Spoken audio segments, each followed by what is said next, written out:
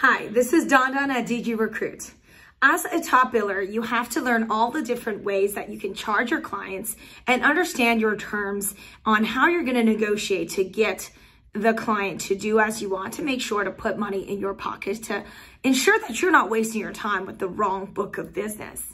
How to do that is to really understand how to land searches, especially when it comes to retainers. A lot of misconceptions about retainers sound like this. Only executive search qualifies for retained. That's a man-made rule. There is no reason why you can't ask a client to pay you up front. It has nothing to do with the seniority of the role. In fact, today more than ever, because the markets are so candidate tight, it's almost customary for top billers and top recruiters to ask to be retained. And you should know all the cells of how to pitch for retained and how to make it sound like it makes sense for the client, of course, to do as you say. So that's the first myth that I want to bust out regarding retained. You can ask for retained on anything because the fact is you don't work for their company. They are wasting your time potentially. That's a very realistic reality that they are going to waste your time because most times, often than not, especially if it's a non-committal contingent search, chances are they could just use and abuse you.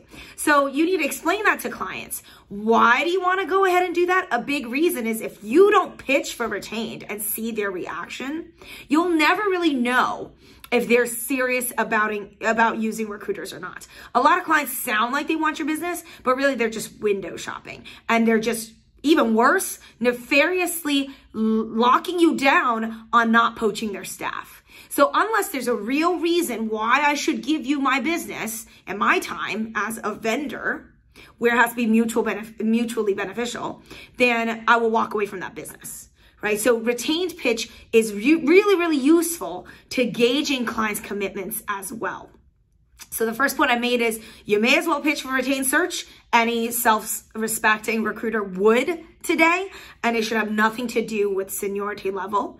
The second piece of advice is that you need to ask for it. Otherwise, you can't really gauge how serious a client actually is to leverage you and your services. You almost want to catch them in a lie and see, yeah, how do you feel, right? If their response is, I would never pay retained search, it doesn't make sense.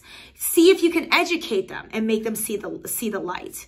Another piece that is amazing for pitching retainers is you get to gauge how the client behaves. If the client does not respect you during this negotiation process, then they either are working with other recruiters, aka you're easily dispensable, or two, they're very difficult people. They're not easy to get along with, and they're going to be a pain in the butt to work with. And we all know nobody really likes difficult clients.